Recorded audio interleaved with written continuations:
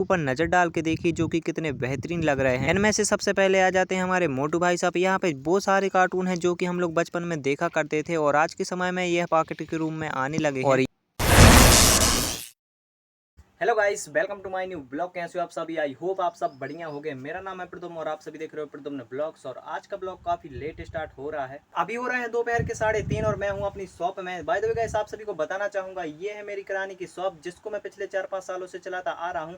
कॉलेजों के काम के साथ साथ, अपने घर के काम के साथ साथ मैं इस दुकान को भी चलाता आ रहा हूँ पिछले 5 सालों से। आइए दोस्तों, आप सभी को मेरी शॉप का एक छोटा सा रिव्यू देता हूँ, उसके बाद देखते हैं कि क्या करना है। आ जाओ।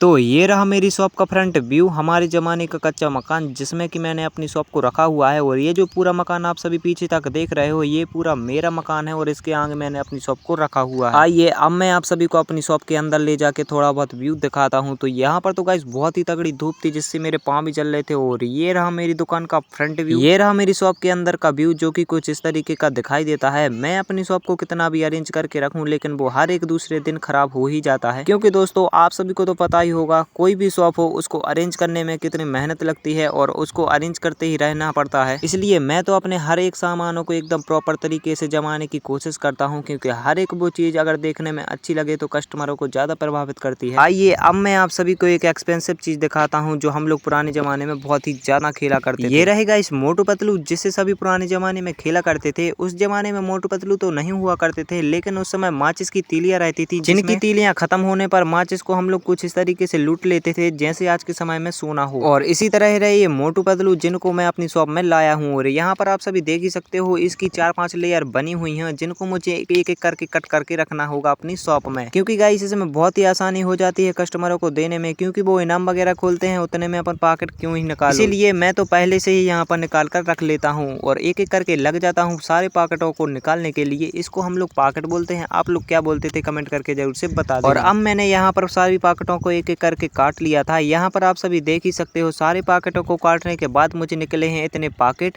इतने सारे यहाँ पर पॉकेट निकले हैं मोटू पतलू के। और उनमें से निकला हुआ है मुझे इतना सारा कचड़ा, ये जो साइड में लगे होते हैं पट्टियों के तौर पर। और ये रही वो इनाम जिसमें कि पॉकेट के नंबर लिखे होते हैं, और जितने भी नंबर निकलते हैं उतने हम लोगों को पॉकेट देने पड़ते हैं। एक बार आप सभी इन सारे पॉकेटों के ऊपर नजर डाल के देखिए जो कि कितने बेहतरीन लग रहे हैं। इनमें से सबसे पहले आ जाते हैं हमारे मोटू भाई साहब। यहाँ पे बहुत सारे कार्टून हैं जो कि हम लोग बचपन में देखा करते थे और आज के समय में यह पॉकेट के रूम में आने लगे हैं। और ये सब बच्चे बहुत ही ज्यादा पसंद करते हैं, जिनको मैं अपनी शॉप में रखकर बच्चों को बेच देता हूँ, जिससे कि गाइस बच्चे बहुत ही ज्यादा खुशी हो जाते हैं और उनकी खुशी में ही मेरी खुशी है। और अब इन सभी पॉकेटों को रखते हैं साइड में। और अब मैं ऐसे ही दिन भर लगा रहता हूँ अपनी शॉप में, कभी इस सामान को अरेंज करता हूँ तो कभी उस सामान को अरेंज करता हूँ, तो कभी कुछ सामान लाता हूँ मार्केट से तो कभी कुछ। और ऐसे ही करते करते मेरा दिन कब निकल जाता है मुझे खुद ही पता नहीं चलता। तो और मेरे साथ आए दिन कुछ ना कुछ कांड जरूर होता रहता है। उसे देखने के लिए आप मेरे चैनल को सब्सक्राइब कर सकते हो शॉप को प्रॉपर तरीके से जमाने के बाद। और इसके बाद यही था मेरा आज का एक सिंपल सा ब्लॉग। मिलते हैं नेक्स्ट ब्लॉग में, तब तक के लिए मुझे सब्सक्राइब करके जरूर रखें। Bye bye.